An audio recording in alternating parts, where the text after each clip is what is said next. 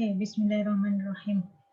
Melanjutkan materi dari jaringan saraf tiruan yang pertama dulu, yaitu menggunakan perseptron. Maka pada kesempatan hari ini kita akan mempelajari mengenai multi-layer neural network atau jaringan saraf dengan jumlah layar lebih dari satu. Ya, dimana multi-layer neural network ini digunakan untuk mengatasi keterbatasan dari perseptron yang materi yang sebelumnya yang hanya single layer. Dalam multi-layer perseptron ini konsepnya hampir sama dengan menggunakan proses feed forward. Feed forward itu proses di mana hasil dari neuron yang di layar sebelumnya itu akan menjadi input dari neuron di layar yang sesudahnya. Nah, biasanya terdiri dari satu input layar, satu hidden layer, dan satu output layer. Di mana sinyal input itu dirambatkan, jadi ada proses propagasi dari arah depan ke arah belakang layar by layer atau layar demi layar.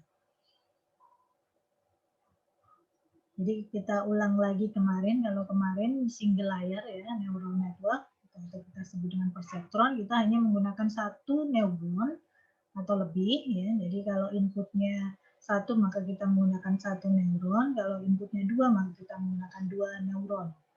Tapi hanya satu saja layarnya.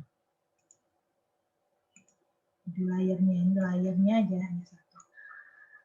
Nah, di mana perseptron itu digunakan untuk mengupdate bobot, jadi bobot yang digambarkan dengan menggunakan sebuah ya di sini sebuah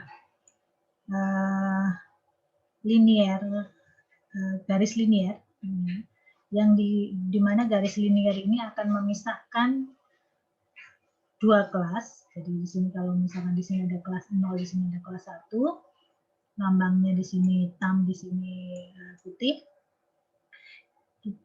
Menentukan batas antara dua kelas itu adalah dengan mencari garis batas yang persamaannya itu adalah Y sama dengan MX plus B. M ini adalah gradien, gradien atau kemiringan, sedangkan X itu adalah nilai dari X-nya, Y itu outputnya, dan B adalah sebuah konstanta.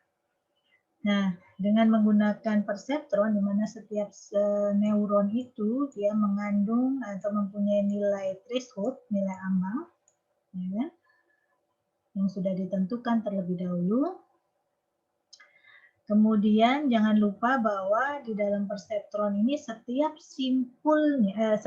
inputnya itu berhubungan dengan sebuah nilai bobot. Jadi inputnya itu berhubungan dengan sebuah nilai bobot. Maka kalau ini kita terapkan ke dalam fungsi linear, nilai bobot itulah yang merupakan gradiennya, atau yang mengatur kemiringan dari garis tersebut. Sedangkan X itu juga nilai inputnya, dan B atau konstanta ini adalah nilai dari thresholdnya. Sehingga persamaan dari perseptron itu adalah seperti ini. Ini yang kita jelaskan minggu lalu. Nah, sekarang kita akan membahas mengenai bagaimana sih bentuk dari multi-layer neural network. Ya, jadi multi-layer neural network itu terdiri dari 3 layer. Yang pertama adalah layer input, di mana isinya itu adalah input-input. Ya. Kemudian ada hidden layer dan output layer. Ya. Jadi output layer, hidden layer ini terletak antara input layer dan output layer. Nah, kalau di mana multi-layer neural network ini digunakan untuk memisahkan dua buah kelas yang dia tidak bisa dipisahkan hanya dengan menggunakan satu garis. Nah, kalau ini kan cukup kita menggunakan satu garis saja, ini sudah terpisah antara kelas 0 dengan kelas 1. Tapi kalau permasalahannya misalkan seperti ini, di mana ini kelas satunya itu di sini yang warna hitam, sedangkan kelas 0-nya itu ada di yang warna putih ini, di sini dan di sini. Kelas 0, ya, kelas 0. Nah, kalau seperti ini kita membutuhkan minimal 2 garis. Minimal 2 garis. Tidak bisa hanya 1 garis. Ya. Di mana 2 garis inilah yang diwakili oleh hidden-nya ini tadi. Ya, jadi hidden-nya kita membutuhkan 2 garis. Y di sini kalau saya beri nama kodenya di sini 3, di sini 4, maka di sini adalah Y3 dan Y4. Ya. Di mana Y3 dan Y4 itu sama, fungsinya itu adalah W, X ditambah dengan nilai threshold. Jadi masing-masing ini dia pasti mewakili sebuah nilai threshold. Di sini juga ada nilai threshold. Kemudian di sini itu juga ada bobot, nah, W13. Di sini bobot yang menuju ke sini, misalkan kita sebut W23, yang ke sini kita sebut dengan W14, yang ke sini kita sebut dengan W24. Jadi masing-masing input itu mempunyai pasangan dengan bobotnya. Jadi 4 ini pun sama, jadi rumusnya itu juga adalah W dikalikan dengan X ditambah dengan 3. Nah, ini gambaran dari bagaimana bentuk multilayer neural network dan dihubungkan dengan bagaimana dia memisahkan antara dua kelas dengan menggunakan lebih dari satu garis. Nah, berarti kalau 3, berarti kemungkinan Anda nanti akan membutuhkan 3 garis dan sebagainya. Jadi tergantung permasalahannya. Nah, seperti apa sih cara kerjanya yang saya sebutkan tadi di awal? Cara kerjanya adalah dengan menggunakan feed forward atau rambatan dari arah depan ya, ke arah belakang. Propagate ya. Jadi, misalkan di sini input layer, hidden layer, output layer, maka prosesnya diolah mulai dari input layer, misalkan di sini X1, X2, X3, dan seterusnya. Nah, X1 ini kalau dia diaktifkan, dia akan mengeluarkan output yang di sini. Misalkan dia menghasilkan output. Nah, output ini nanti itu akan menjadi input dari neuron di hidden layer. Ya, jadi menjadi neuron di hidden layer-nya, dan di sini dia juga mempunyai bobot. Sehingga memproses yang di sini itu adalah dengan menggunakan input Y1 yang merupakan output dari neuron yang ada di input layer. Ini yang disebut dengan feed forward, jadi arahnya ke depan. Proses feed forward ini nanti secara rambatan, jadi dia merambatkan nilai, kemudian output di sini akan menjadi input di sini, maka dia akan menghasilkan sebuah nilai di akhir. Nah, misalkan di sini ada Y. Seperti itu. Jadi prosesnya sebenarnya sama, hanya dilakukan proses perambatan satu persatu, mulai dari input layer sampai ke output layer. Jadi kembali saya ulangi lagi, tadi fungsi layer itu ada 3 kan, input layer. Tugasnya adalah menerima sinyal input dari dunia luar, kemudian mendistribusikannya ke semua neuron yang ada di hidden layer. Sedangkan output itu menerima sinyal output dari hidden layer dan menetapkan keluarannya bagi keseluruhan jaringan. Sedangkan hidden itu mendeteksi fitur input atau bobot, di mana hidden ini bermaksud menyembunyikan output yang dikehendaki. Artinya dia belum dulu mengeluarkan output, jadi masih ditahan dulu, kemudian nanti dirambatkan ke output output layer. Baik, nah bagaimana sekarang kalau kita melakukan proses pembelajaran seperti yang kemarin, kita proses pembelajarannya sama, yaitu untuk mendapatkan nilai bobot yang paling tepat sehingga garis batasnya ini adalah tepat memisahkan antara kelas pertama dengan kelas yang kedua. Jadi menentukan nilai bobotnya. Nah, di sini proses pembelajarannya itu menggunakan metode yang disebut dengan backpropagation, di mana algoritma pembelajaran ini dipropose oleh Grayson and Ho tahun 1969. Cara belajarnya hampir sama dengan perseptron.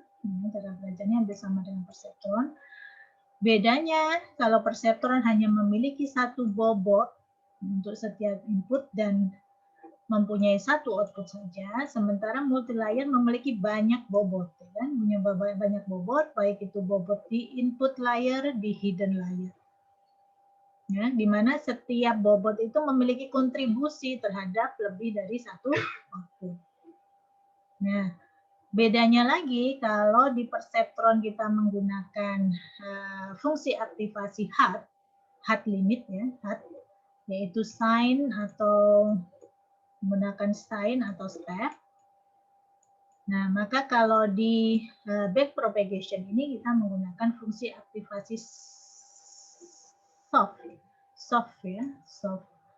di mana dia menggunakan fungsi sigmoid yang mewakili sebuah bentuk dari kurva normal atau Gaussian. Jadi bedanya seperti ini kalau sigmoid, kalau sine dia tegas seperti ini. Nah, kalau sigmoid dia smooth. Ini bedanya. Ya. Nah, secara garis besar fase di dalam metode backpropagation itu ada dua tahap ya. Ada dua tahap. Yang pertama adalah rambatan ke depan atau kita sebut dengan feed forward, di mana tujuannya adalah untuk mendapatkan output dari sistem dengan menggunakan data awal atau inisialisasi dari bobot. Sedangkan tahap yang kedua itu adalah memperbaiki atau mengupdate bobot dengan kebalikan rambatannya dari arah belakang ke depan. Jadi sambil berjalan dari arah belakang ke depan itu dilakukan pengupdatean dari nilai bobot. Sebenarnya hampir sama seperti perseptron ya. Kalau perseptron kemarin kan kita cari dulu hasilnya, keluar Y.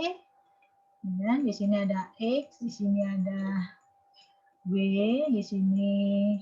Nah, kemudian kita tentukan Y, lalu dihitung errornya. Kemudian dari error ini kita mengupdate W1 dan W2. Nah, hanya di sini karena dia lebih dari satu layer, nggak hanya satu, maka prosesnya ini dirambatkan. Jadi pertama sama prosesnya kita mendapatkan Y, arahnya ke depan, kita peroleh Y. Lalu sama nanti berikutnya dihitung error di sini, kemudian dia mengupdate secara arah kebalikannya. Jadi mengupdate dulu yang ada di output layer, di hidden layer. Kemudian kita dapatkan di input layer. Begitu. Baik, saya berikan gambaran contohnya. Ini algoritma lengkapnya seperti ini. Jadi pertama inisialisasi sama seperti perseptron kemarin, kita menginisialisasi semua bobot. Ya, nah biasanya dengan menggunakan bilangan random. Nah, di sini ada penelitian dari Heikin tahun 94, dia menyeragamkan, mendistribusikan bilangan random itu dengan interval yang lebih kecil sehingga nanti tidak terlalu panjang proses pembelajarannya, yaitu antara min 2,4 per FI. FI itu adalah jumlah input, jumlah total input dari neuron TI, ditambah dengan 2,4 dibagi dengan FI. Lalu step kedua adalah aktivasi. Aktivasi itu yang untuk mendapatkan output. Dimulai dari input sampai input layer sampai ke output layer. Nah, gimana untuk mendapatkan outputnya? Kita menggunakan fungsi sigmoid. Jangan lupa fungsi sigmoidnya adalah seperti ini. Kemudian setelah kita dapatkan output dari hidden layer, kemudian kita lanjutkan ke output dari layer output. Nah, ini yang langkah terpenting dari back propagation adalah step yang ketiga, yaitu untuk mengupdate nilai bobot. Dimulai dari menghitung error pada layer output. Ini layer output, cara menghitungnya sama, yaitu nilai yang diinginkan dikurangi dengan nilai yang dihasilkan. Nah, kemudian setelah itu dihitung gradien error pada neuron yang ada di layer output. Dengan menggunakan rumus yang ini, nanti saya berikan contohnya seperti apa cara menggunakannya. Kemudian kita menghitung faktor pengoreksi bobotnya dengan menggunakan alfa sama, yaitu yang kita sebut dengan learning rate. Kemudian Y itu adalah nilai outputnya, lalu delta itu adalah hasil dari gradien error yang diperoleh di sini. Nah, kemudian hasilnya itu akan digunakan untuk mengupdate nilai bobotnya. Di mana nilai bobotnya itu sama dengan nilai bobot yang lama ditambahkan dengan faktor pengoreksi. Nah, kemudian setelah di layer output, kita merambat ke depan, yaitu ke hidden layer. Nah, hidden layer, rumusnya hampir sama ya, jadi kita menghitung gradien error dulu dari layer hiddennya. Kemudian setelah itu kita menghitung koreksi bobotnya, lalu kita mengupdate bobot. Nah, setelah semua bobotnya diupdate, maka proses itu kita ulang lagi ke iterasi yang berikutnya sampai kriteria error terpenuhi. Nah, untuk menentukan kapan berhenti, ini yang agak berbeda. Kalau yang sebelumnya kita mengecek semua yang ada dalam satu ekor itu sudah nol semua, 0, 0, 0, 0, errornya 0, maka berhenti. Tapi kalau ini nggak mungkin, susah mencapai 0 karena kita menggunakan sigmoid. Maka caranya adalah dengan menghitung jumlah error kuadrat atau sum of square error dari keseluruhan data di dalam satu ekor. Ya, dalam satu ekor kita hitung errornya dikuadratkan, nah totalnya berapa. Nah, SSI ini yang kita gunakan sebagai batas. Jadi kalau sudah mencapai batasan SSI tertentu, maka dia berhenti. Jadi algoritma training back propagation ini akan meminimalkan dari error yang jumlah atau sum of square errornya. Kita coba sekarang, misalkan kita akan melakukan proses pembelajaran untuk operasi XOR, di mana inputnya di sini ada dua, X1 dan X2, dan outputnya, ini output yang diinginkan. Catatan ya, ini adalah output yang diinginkan. Output yang diinginkan dari sebuah operasi XOR itu adalah kalau dia berbeda, dia nilainya 1, kalau dia sama, maka nilainya 0. Nah, jaringan dari XOR net itu dengan menggunakan model yang multi layer ya. Ini adalah input layer, ini adalah output hidden layer, dan terakhir adalah output layer. Perhatikan, masing-masing di sini ada 3 neuron, ya, 3 neuron. 2 di hidden layer, 1 di output layer. Output layer di sini hanya 1 karena outputnya memang hanya 1. Ya, seperti ini. Dan masing-masing berhubungan dengan nilai ambang. Ini ditentukan nilai ambangnya, misalkan semuanya min 1. Nah, kemudian di input, di sini dia berhubungan dengan bobot ya. Jadi untuk input 1 yang masuk ke neuron 3 itu akan berhubungan dengan bobot W13. Untuk input 1 yang masuk ke neuron 4 itu juga berhubungan dengan bobot W14. Jadi setiap ini pasti mempunyai nilai bobot. Seperti ini. Oke, sekarang kita lihat seperti apa sih proses dari feed forward. Misalkan kita inisialisasi terlebih dahulu, kita berikan misalkan inputnya X1 adalah 0, X2-nya 1, sehingga output yang diinginkannya adalah 1, seperti ini. Ya. 0, 1, output yang diinginkan adalah 1. Kemudian semua neuron mempunyai threshold-nya min 1, oke. Lalu kita tentukan initial weights-nya, inisial bobotnya, itu ini, W13, W23, W14, W24, W35, W45. Oke, ini inisialisasi, ini proses inisialisasinya. Nah, sekarang langkah kedua adalah proses aktivasi, kan? Forward, aktivasi, feed forward untuk mendapatkan output. Nah, dimulai dari neuron yang 3 terlebih dahulu. Kita hitung output dari neuron 3 itu adalah Y3. Masih sama prosesnya seperti proses dengan menggunakan perseptron kemarin. Bagaimana menghitung Y? Itu adalah kita hitung fungsi jumlahannya yang ada di neuron 3. Ya kan? XI, WI dikurangi dengan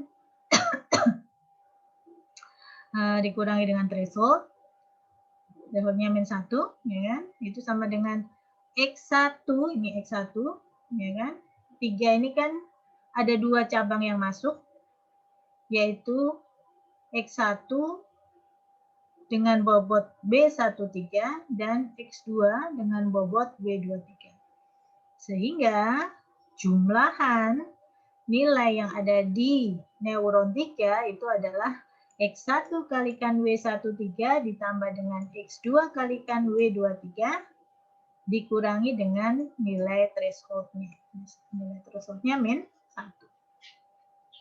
Sehingga itu sama dengan X1-nya 0 dikalikan 0,3 berarti 0. Lalu yang X2-nya 1 dikalikan dengan W23 0,5, maka hasilnya 0,5 dikurangi dengan min 1.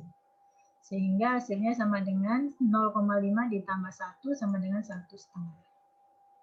Nah, nilai ini kita gunakan untuk menghitung Y3. Y3 dengan fungsi sigmoid itu sama dengan 1 dibagi dengan 1 ditambah fungsi eksponen, ya, E ya. E ini adalah fungsi eksponen pangkat min 1,5. 1,5 dari mana? 1,5 dari sini. Min, karena rumusnya aslinya memang min ya. Jadi rumusnya kembali ke sini tadi. Nah, ini. Rumusnya adalah E min X, E pangkat min X. Nah, sehingga kita dapatkan hasilnya 0,82. Ini hati-hati ngitungnya nggak bisa menggunakan kalkulator yang penjumlahan biasa, perkalian, tidak. Kita harus menggunakan kalkulator saintifik atau menggunakan sebuah tool untuk perhitungan, misalkan bisa menggunakan MATLAB atau menggunakan Excel ya, fungsi Excel itu ada eksponen. Nih, oke. Nah, kita dapatkan output dari Y3 itu adalah 0,82. Setelah selesai menghitung dari neuron 3, maka langkah berikutnya kita hitung yang neuron 4. Neuron 4 di hidden layer. Ya, di hidden layer kita di sini tujuannya untuk mendapatkan Y4 dengan cara yang sama. Neuron 4 ini yang masuk ke neuron 4 itu adalah X1 dengan bobot W14 dan X2 dengan bobot W24. W14 0,1, W24 min 0,0. Maka dengan cara yang sama kita bisa masukkan ke rumus yang tadi. X1 dikalikan W14, 0 kali 0,1, 0. Ya, kemudian X2 dikalikan W24, X2-nya 1 dikalikan min 0,6, min 0,6, dikurangi dengan nilai threshold-nya min 1 ya. Biasanya sama min 1. Sehingga hasilnya adalah min 0,6 plus 1. Berarti min maaf ini salah sepertinya, salah hitung ya. Min 0,6 plus 1, harusnya 0,4 ya, ini 0,4. Ini bisa diedit ya. 0,4 plus 1 ya benar, 0,4. Nah, sehingga di sini mestinya adalah 1/1 plus E pangkat min 0,4. Ya. Nanti dihitung lagi, misalkan aja lah hasilnya 0,4. Ya, kita dapatkan di 4-nya 0,4. Ya. Nanti dihitung lagi. Oke, kita dapatkan setelah menghitung neuron 3 dan neuron 4. Kita dapatkan Y3 dan Y4. Maka hasil itu tadi kita gunakan untuk menghitung ya, neuron yang ada di output layer, yaitu neuron 5. Neuron 5. Perhatikan, neuron 5 ini yang masuk ke dalam neuron 5 itu adalah output dari neuron 3, yaitu Y3, dengan bobot W35, dan output dari neuron 4, yaitu Y4, dengan bobot W45. Maka kita membutuhkan nilai Y3 dan nilai Y4 dari hasil yang sebelumnya tadi. Nah, dengan cara yang sama kita bisa menghitung output dari Y5, ini Y5, Y3 dikalikan W35 ditambah Y4 dikalikan W45 dikurangi dengan nilai threshold-nya. Ya, di mana Y3 itu adalah 0,82 dikalikan 0,2 W35 ditambah dengan 0,4 dikalikan W45 0,5 dikurangi dengan min 1. Hasilnya misalkan adalah 1,36. Nah, nilai 136 ini kita gunakan untuk menghitung output dari Y5. Berapa ini Y5 ya? Y5 itu adalah Y5 itu sama dengan output keseluruhan jaringan ya. Jadi output terakhir itu adalah Y5. Jadi 1/1 plus E pangkat min 1,36 hasilnya 0,8. Oke, ini langkah aktivasi atau feed forward. Nah, step selanjutnya, step yang berikutnya setelah kita dapatkan Y, itu adalah proses back propagation, balik ke depan lagi untuk tujuannya mengupdate nilai WW ini tadi. W35, W45, W24, W23, W14, W13. Bagaimana prosesnya? Kita mulai. Ya. Kita mulai. Jadi, tadi pada saat proses yang terakhir tadi kita dapatkan Y5 adalah 0,8. Maka di sini kita dapatkan Y3-nya 0,82, Y4-nya 0,4, dan Y5-nya 0,8. Nah, dengan mendapatkan Y5 0,8 ini kita bisa menghitung error. Error Y adalah sama dengan Y yang diinginkan. Jadi yang diinginkan adalah satuan dikurangi dengan Y5. Jadi hasilnya adalah 0,2. Nah, nilai error ini, error 5, artinya kan 5 itu di sini berhubungan dengan nomor dari neuronnya. Kita gunakan untuk menghitung gradien error dari neuron yang kelima. Neuron yang kelima, di mana gradien error itu sama dengan Y5, karena ya gradien error di simpul 5, berarti kita menghitungnya adalah sama dengan Y5, outputnya, output dari neuron 5 ini, jadi outputnya adalah Y5, lalu dikalikan dengan 1 dikurangi Y5, dikalikan dengan errornya. Nah, hasilnya seperti ini. Nah, nilai gradien di simpul 5 ini kita gunakan untuk menghitung faktor pengoreksi di jalur ini. Ya. Yaitu nanti digunakan untuk mengupdate W35 dan faktor pengoreksi dari jalur yang di sini untuk mengupdate W45. Bagaimana menghitung faktor pengoreksi yang di W35 ini? Jadi faktor pengoreksi yang di W35 itu sama dengan alfa atau learning rate-nya 0,1 dikalikan Y3. Y3 adalah ini. Ya, dikalikan dengan gradien error yang ada di simpul 5 ini.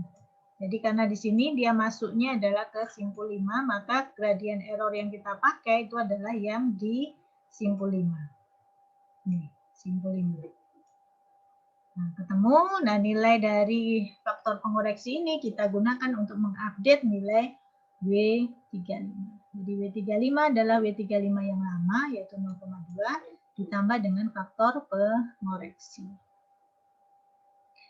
Oke, kemudian dengan cara yang sama kita hitung juga faktor pengoreksi yang ada di garis ini atau yang di jalur ini. Ya, di sini kita dapatkan faktor pengoreksinya rumusnya sama alfa dikalikan dengan Y4. Y4-nya adalah ini.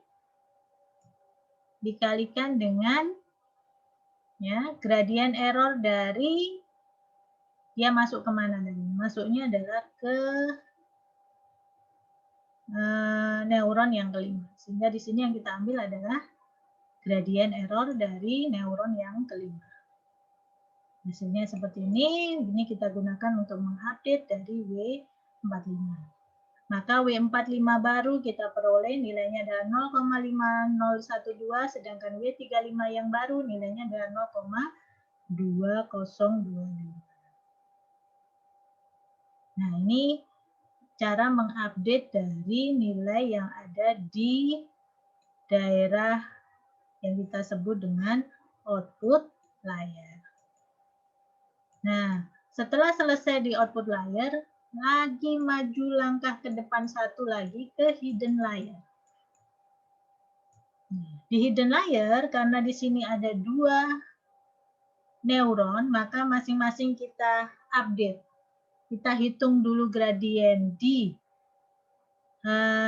neuron yang ketiga, kemudian baru dihitung gradien yang ada di neuron yang keempat. Di hidden layer, di sini sama prosesnya, kita perhatikan yang di sini adalah nilai Y3-nya, nilainya yang tadi sudah kita peroleh dari perhitungan.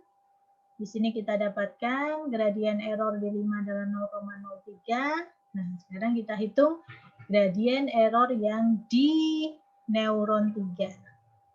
Ya.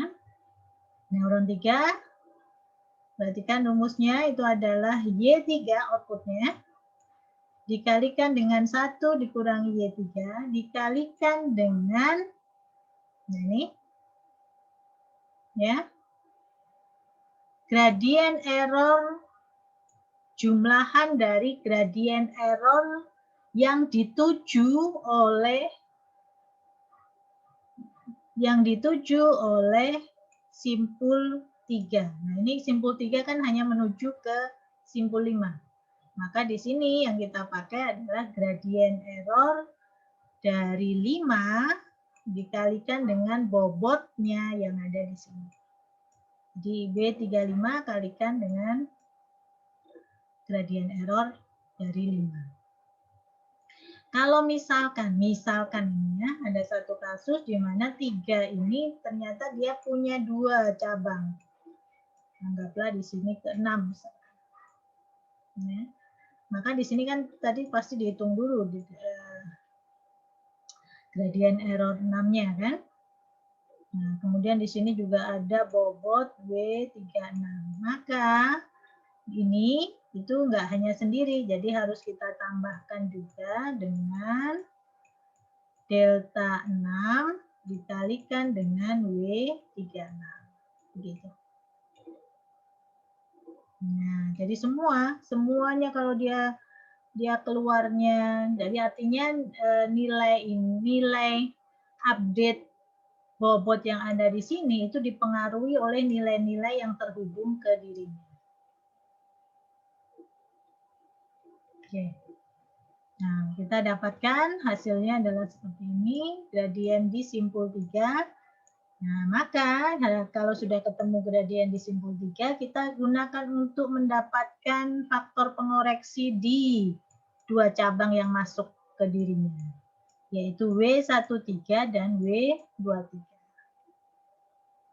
Nah, W13 rumusnya sama, alfa dikalikan X1 karena dia akan masuk dari X1, dikalikan dengan faktor pengoreksi di neuron 3, sehingga hasil dari bobot baru di W13 itu sama dengan W13 yang lama ditambah dengan faktor pengoreksi. Dengan cara yang sama kita juga bisa menghitung faktor pengoreksi untuk W14. Yang masuk ke 3 itu adalah W23. W23 yaitu kemudian kita update W23. Oke, selesai untuk neuron 3, kita beralih ke neuron 4. Ya, sama jadi nilainya hasil yang sebelumnya tetap kita pakai. Nah, rumusnya sama ya untuk mengupdate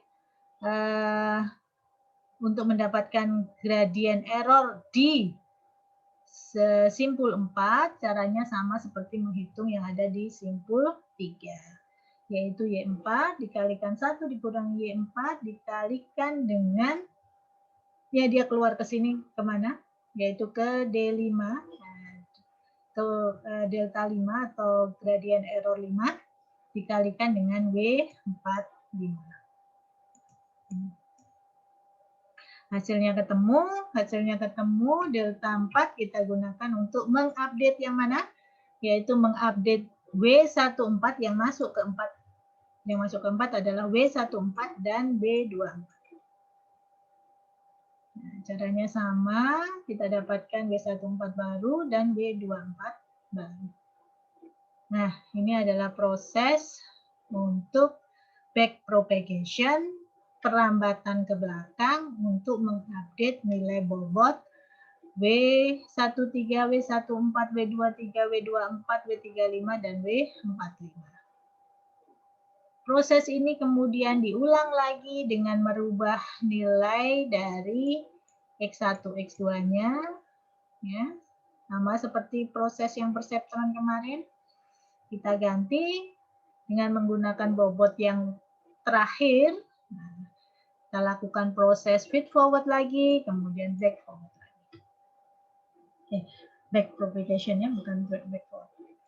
Backward atau back propagation.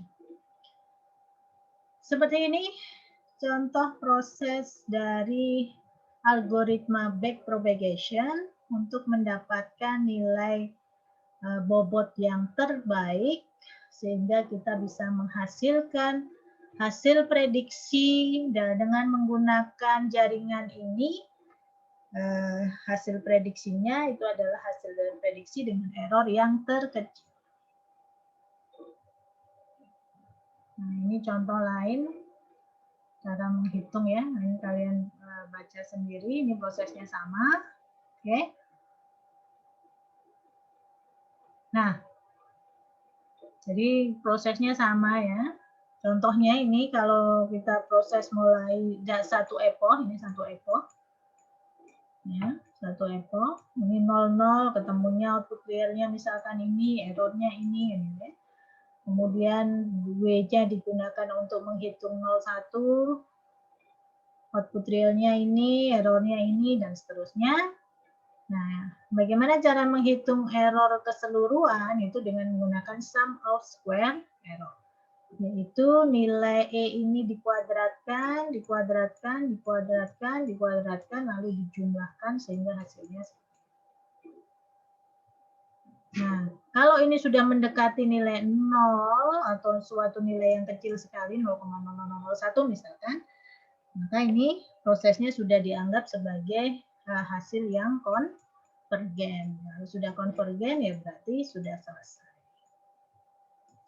Jadi bobot yang terakhir itulah yang kita gunakan untuk melakukan proses prediksi. Nah, ini proses yang terjadi pada jaringan saraf tiruan multilayer. Ini kelemahan dari backpropagation ini, dia sulit berfungsi di lingkungan biologis nyata, perhitungannya juga rumit, sehingga trainingnya menjadi lambat. Hanya karena sekarang itu resources semakin besar, semakin mudah, ya kita punya GPU, nggak hanya CPU. Nah, booming lagi algoritma backpropagation, ya, yang dikembangkan dengan lebih besar lagi jaringannya, lebih dalam lagi jaringannya, yang disebut dengan deep learning.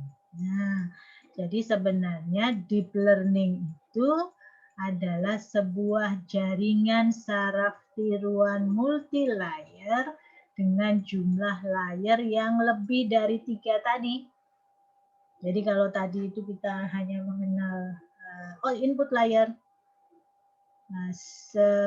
hidden layer dan output layer, maka di deep learning itu nanti layernya bisa puluhan jumlahnya. Makanya dikatakan deep. Deep itu dalam ya. Jadi setelah kalian, sehingga kalau kalian ingin belajar mengenai deep learning ya harus paham dulu jaringan saraf tiruan karena itu adalah dasarnya.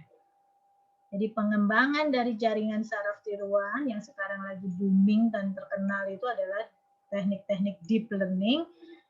Nah, itu adalah dasarnya jaringan saraf tiruan. Nah, di sini dikatakan algoritma backpropagation murni jarang digunakan untuk aplikasi praktikal, karena memang banyak kelemahannya.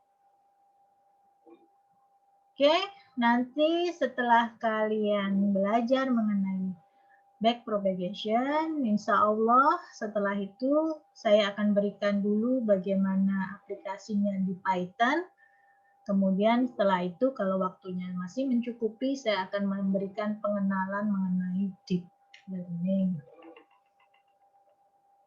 Oke, penjelasan materi hari ini saya cukupkan. Ada tugas yang harus kalian selesaikan.